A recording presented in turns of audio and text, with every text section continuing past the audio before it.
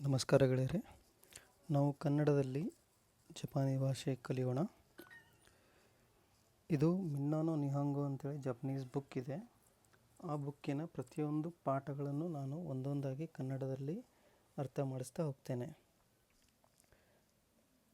ನಾನು ಈಗ lesson 1ಅಲ್ಲಿ part A ಅಂತಿದೆ, ಅಂದರೆ ಪಾರ್ಟ್ 1 ಔಟ್ ಆಫ್ 5, ಅಂದರೆ ಟೋಟಲಾಗಿ ಒಂದು ಲೆಸನ್ಗೆ 5 ಪಾಠಗಳಿರ್ತವೆ.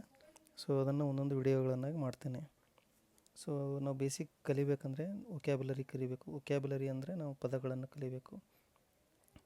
ವೊಕ್ಯಾಬುಲರಿ ಅಂದರೆ ಅದು ಹಿರಗಣದಲ್ಲಿ ಸ್ಕ್ರಿಪ್ಟಲ್ಲಿ ಕೂಡ ಬರೆದಿರ್ತಾರೆ ಮತ್ತು ಕಥಗನ ಸ್ಕ್ರಿಪ್ಟಲ್ಲಿ ಕೂಡ ಬರೆದಿರ್ತಾರೆ.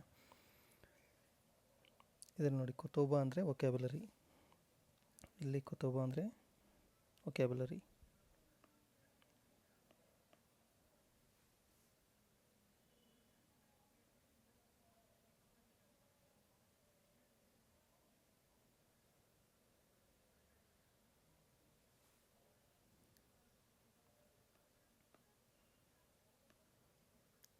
ಕೊತೋಬಾ ಅಂದರೆ ವೊಕ್ಯಾಬುಲರಿ.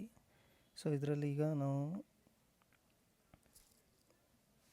ವೊಕ್ಯಾಬುಲರಿ ಮತ್ತು ಪ್ರೊನೌನ್ಸಿಯೇಷನ್ಸ್ ಹೇಗಿರುತ್ತೆ, ಅದರ ಅರ್ಥ ಏನು ಕನ್ನಡದಲ್ಲಿ, ಮತ್ತು ಚಿತ್ರಗಳ ಮುಖಾಂತರ ಇದೆ ಇದರಲ್ಲಿ, ಇದನ್ನು ಕಲಿಯೋಣ. ಅದಕ್ಕಿಂತ ಮೊದಲು ಪ್ರೊನೌನ್ಸಿಯೇಷನ್ ಕಲಿಯೋಣ. ಪ್ರೊನೌನ್ಸಿಯೇಷನ್ ನೋಡಿ, ಇದರಲ್ಲಿ ಇದು ವಾ ಇದೆ, ಅದನ್ನು ಹೀಗೆ ಬರೀತಾರೆ, ವಾ ಅಂತ ಬರೀತಾರೆ.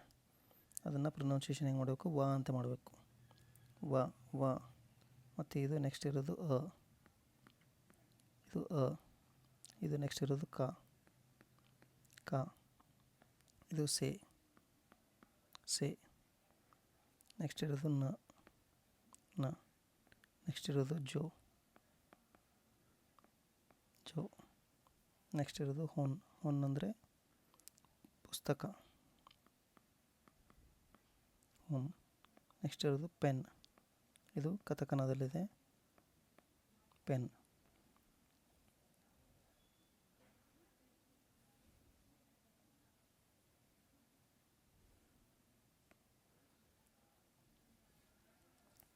ಸೊ ಈಗ ಫಸ್ಟ್ ಒನ್ ವತಾಶಿ, ಇದು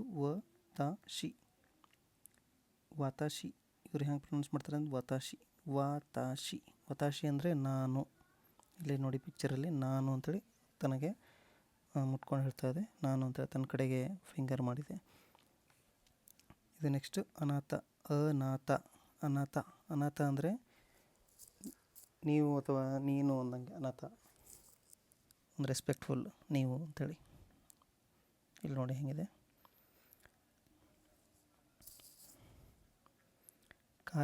ಕಾರೆ ಅಂದರೆ ಅವನು, ಒಂಥರ ಫ್ರೆಂಡ್ಲಿಯಾಗಿ ಹೇಳೋದಾಗೆ, ಅವನು ಅವಳು ಅಂತ ಹೇಳ್ತೀವಲ್ಲ ನಾವು, ಅದಕ್ಕೆ ಕಾರೆ. ಅಂದರೆ ಮೇಲ್ ಪುರುಷ ಇದ್ದರೆ ಅದನ್ನು ಅವನು ಅಂತ ಕರಿತೀವಿ, ಕಾರೆ. ನೆಕ್ಸ್ಟ್ ಕನೋಜೋ ಅಂದರೆ ಸ್ತ್ರೀ ಇದ್ದರೆ ಅವಳು ಅಂತ ಹೇಳೋಕ್ಕೆ ಕನೋಜೋ ಅಂತ ಹೇಳ್ತೀವಿ, ಕನೋಜೋ. ನೆಕ್ಸ್ಟ್ ಸೆನ್ಸೆಯಿ ಅಂದರೆ ಟೀಚರ್. ಸೆನ್ಸೆಯಿ ಅಂದರೆ ಈಗ ಬೇರೆಯವರು ಟೀಚರ್ ಇದ್ದಾರೆ ಅಂತ ಹೇಳೋದಕ್ಕೆ ನಾವು ಟೀಚರ್ ಅಂತ ಕರಿತೀವಿ, ಅಥವಾ ಬೇರೆಯವ್ರಿಗೆ ಕರೆಯೋದಕ್ಕೆ ಸೆನ್ಸೆಯಿ ಅಂತ ಕರಿತೀವಿ. ಈಗ ನಾನೇ ಸೆನ್ಸೆಯಿ ಇದ್ದೀನಿ ಅಂತ ಹೇಳ್ಕೊಳ್ಳೋದಿಲ್ಲ. ಬೇರೆಯವರು ಅಂದರೆ ಸರ್ ಅಂತ ಕರಿತೀವಲ್ಲ ನಾವು, ಎಕ್ಸಾಂಪಲ್ ನಾನು ಸರ್ ಅಂತ ಹೇಳೋದಿಲ್ಲ, ಬೇರೆಯವ್ರಿಗೆ ನಾವು ಸರ್ ಅಂತ ಕರಿತೀವಿ, ಅದು ಸೆನ್ಸೆಯಿ. ನೆಕ್ಸ್ಟ್ ಒಂದು ಗಾಕುಸೆಯಿ ಅಂದರೆ ವಿದ್ಯಾರ್ಥಿ, ಸ್ಟೂಡೆಂಟ್. ನೆಕ್ಸ್ಟ್ ಇದು ಇರೋದು ನಿಹೋನ್ ಅಂದರೆ ನಿಹೋನ್ ಅಂದರೆ ಜಪಾನ್, ಈ ದೇಶದ ನಿಹೋನ್ ಅಂದರೆ ಜಪಾನಿ. ಹೇಗೆ ಇಂಡಿಯಾ ದೇಶ, ಭಾರತ ಅಲ್ವಾ ಇಂಡಿಯಾ, ಬಟ್ ಜಪಾನೀಸ್ ಅವರು ನಿಹೋನ್ ಅಂತ ಕರೀತಾರೆ ಜಪಾನ್ ದೇಶವನ್ನು. ಮತ್ತು ಇನ್ನೊಂದು, ಈಗ ಇಂಡಿಯಾವನ್ನು ನಾವು ಇಂಡಿಯಾ ಅಂತ ಕರಿತೀವಿ, ಭಾರತ ಅಂತ ಕರಿತೀವಿ. ನಾವು ಇಂಡಿಯಾವನ್ನು ಭಾರತ ಅಂತ ಹೇಗೆ ನಮ್ಮ ಭಾಷೆಯಲ್ಲಿ ಕರಿತೀವಿ, ಅವರು ಜಪಾನನ್ನು ನಿಹೋನ್ ಅಂತೇಳಿ ಅವರ ಭಾಷೆಯಲ್ಲಿ ಕರೀತಾರೆ. ಓಕೆ. ನೆಕ್ಸ್ಟು ಇಂಡೋ ಅಂದರೆ ಇದು ಅವರು ಜಪಾನೀಸ್ ಅವರು. ಈಗ ನಾವು ಹೇಗೆ ಜಪಾನಿ ಅಂತ ಕರಿತೀವಿ, ಜಪಾನ್ ಅಂತ ಕರಿತೀವಲ್ಲ ಜಪಾನ್ ದೇಶವನ್ನು, ಅವರು ಇಂಡಿಯಾವನ್ನು ಇಂಡೋ ಅಂತ ಕರೀತಾರೆ, ಇಂಡೋ ಅಂತ ಕರೀತಾರೆ. ಇದು ಇಂಡೋ. ನೆಕ್ಸ್ಟು ಹೊನ್ ಅಂದರೆ ಪುಸ್ತಕ, ಪೆನ್ನನ್ನು ಪೆನ್ ಅಂತಲೇ ಕರೀತಾರೆ. ಪೆನ್. ನೆಕ್ಸ್ಟ್ ಪ್ರೊನೌನ್ಸಿಯೇಷನ್ ಕೂಡ ಆಯ್ತಲ್ಲ. ನೆಕ್ಸ್ಟ್ ಈಗ ಕೆಲವೊಂದು ಈಗ ಯಾರಿಗಾದರೂ ಗುಡ್ ಮಾರ್ನಿಂಗ್ ಹೇಳಬೇಕಂದ್ರೆ ಕೆಲವೊಂದು ಎಕ್ಸ್ಪ್ರೆಷನ್ಸ್ ಕಲಿಯೋಣ. ಗುಡ್ ಮಾರ್ನಿಂಗ್ ಅಂತ ಹೇಳಬೇಕಂದ್ರೆ ಒಹಾಯೋ ಗೊಜಾಯ್ಮಸ್. ಒಹಾಯೋ ಗೊಜಾಯ್ಮಸ್. ಒಹಾಯೋ ಗೊಜಾಯ್ಮಸ್. ಒಹಾಯೋ ಗೊಜಾಯ್ಮಸ್.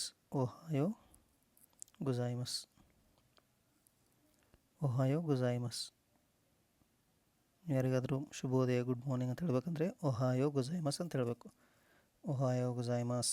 ಒಹಾಯೋ ಗೊಜಾಯ್ಮಸ್. ನೆಕ್ಸ್ಟ್ ಈಗ ನಮಸ್ಕಾರ ಹೆಲೋ ಅಂತ ಹೇಳಬೇಕಾದ್ರೆ ಕೊನಿಚಿವ ಅಂತ ಹೇಳ್ತಾರೆ. ಇಲ್ಲಿ ತಪ್ಪಾಗಿ ಬಂದಿದೆ ಅದು. ಕೊನ್ನಿಚೀವ. ಕೊನ್ನಿಚೀವ ನಮಸ್ಕಾರ. ಮತ್ತು ಯಾರಿಗಾದರೂ ಬಾಯ್ ಹೇಳಬೇಕಂದ್ರೆ ಈಗ ಬೈ ಅಂತಲೇ ಯೂಸ್ ಮಾಡ್ತಾರೆ. ಬಟ್ ಜಪನೀಸ್ ಭಾಷೆಯಲ್ಲಿ ಸಯೋನಾರ ಅಂತ ಕೇಳಿರ್ತೀನಿ, ಎಲ್ಲ ಕೇಳಿರ್ತೀರ ತುಂಬ ಸಿನಿಮಾಗಳಲ್ಲೆಲ್ಲ. ಸಯೋನಾರ ಅಂದರೆ ಬಾಯ್ ಅಂತ ಹೇಳಂಗೆ. ಮತ್ತು ಹೈ ಅಂದರೆ ಎಸ್. ಹೈ ಅಂದರೆ ಎಸ್ ಹೌದು ಅಂತೇಳಿ. ಅಂದರೆ ಇಲ್ಲ ಅಂತೇಳಿ ನೋ. ವಕಾರಿಮ್ ಮಸೇನ್ ಅಂದರೆ ಅರ್ಥವಾಗಲಿಲ್ಲ. ವಕಾರಿಮ್ ಮಸೇನ್ ಅಂದರೆ ಅರ್ಥವಾಗಲಿಲ್ಲ. ವಕಾರಿಮ್ ಮಸ್ತ ಅಂದರೆ ಅರ್ಥ ಆಯಿತು ಅಂತೇಳಿ. ವಕಾರಿಮ್ ಮಸ್ತ ಅರ್ಥ ಆಯಿತು. ಸೊ ಇದರಲ್ಲಿ ನಾವು ಇದರಲ್ಲಿ ಏನು ಕಲ್ತೀವಿ ಅಂದರೆ ಈ ಪಾಠದಲ್ಲಿ ವತಾಶಿ ಅಂದರೆ ನಾನು, ನನ್ನ ಬಗ್ಗೆ ಹೇಳುವಾಗ ವತಾಶಿ. ಅನಾಥ ಅಂದರೆ ಇವು, ನಿಮ್ಮ ಬಗ್ಗೆ ಹೇಳುವಾಗ. ನಿಹೋನ್ ಅಂದರೆ ಜಪಾನು. ಇಂಡು ಅಂದರೆ ಇಂಡಿಯಾ. ನಮ್ಮ ದೇಶ ಭಾರತ. ನಿಹೋನ್ ಅಂದರೆ ಹೋನ್ ಅಂದರೆ ಪುಸ್ತಕ. ನಿಹೋನ್ ಅಂದರೆ ಜಪಾನ್ ದೇಶ. ಈ ಪಾಠದಲ್ಲಿ ನಾವೇನು ಕಲ್ತ್ವಿ, ಒಂದು 10 ಹೊಸ ಪದಗಳನ್ನು ಕಲ್ತ್ವಿ. ಮತ್ತು ಉಚ್ಚಾರಣೆ ಹೆಂಗೆ ಮಾಡ್ಬೇಕಂತ ಕಲ್ತ್ವಿ. ಮತ್ತು ತರಗತಿಯಲ್ಲಿ ಕ್ಲಾಸ್ ರೂಮ್ ಎಕ್ಸ್ಪ್ರೆಷನ್ಸ್ ಹೇಗೆ ಅಂದರೆ ಎಕ್ಸಾಂಪಲ್ ಒಹಾಯೋ ಗೊಜಾಯ್ಮಸ್ ಗುಡ್ ಮಾರ್ನಿಂಗ್, ಕೊನಿಚಿವ ಹೆಲೋ ಅನ್ನೋದಕ್ಕೆ, ಸಾಯೋನಾರ ಬೈ ಅನ್ನೋದಕ್ಕೆ, ಹಾಯ್ ಎಸ್, ವಕಾರಿಮಸೇನ್ ವಕಾರಿಮಸ್ತ ಇದೆಲ್ಲ ಕಲ್ತ್ವಿ. ಇದೇ ರೀತಿ ನೀವು ಇದನ್ನು ಪ್ರಾಕ್ಟೀಸ್ ಮಾಡಿ. ಇದನ್ನು ಇಮೇಜ್ ಬೇಕಾದರೆ ನಾನು ನಿಮಗೆ ಡೀಟೇಲ್ಸ್ ಕಳಿಸ್ತೇನೆ, ಕಮೆಂಟ್ ಮಾಡಿ. ನಿಮಗೆ ಏನಾದರೂ ಪ್ರಶ್ನೆಗಳಿದ್ದರೆ ಕಮೆಂಟಲ್ಲಿ ಹಾಕಿ. ಮತ್ತು ಇನ್ನೇನಾದರೂ ಜಪನೀಸ್ ಭಾಷೆ ಯಾಕೆ ಕಲಿಬೇಕು ಏನಾದರೂ ಇದ್ದರೆ ನನಗೆ ಕಮೆಂಟ್ ಮಾಡಿ ಹೇಳಿ, ನಾನು ಅದಕ್ಕೆ ಬಗ್ಗೆ ಇನ್ಫಾರ್ಮೇಷನ್ ಕೊಡ್ತೇನೆ. ನೆಕ್ಸ್ಟ್ ಪಾರ್ಟ್ 2 ಅಲ್ಲಿ ಸಿಗೋಣ. ಪಾರ್ಟ್ ಎ ಆಯಿತು, ಪಾರ್ಟ್ 2 ಅಲ್ಲಿ ಸಿಗೋಣ. ಪಾರ್ಟ್ ಬಿ ಅಲ್ಲಿ ಸಿಗೋಣ. Okay, thank you, bye. ಸಾಯೋನಾರ.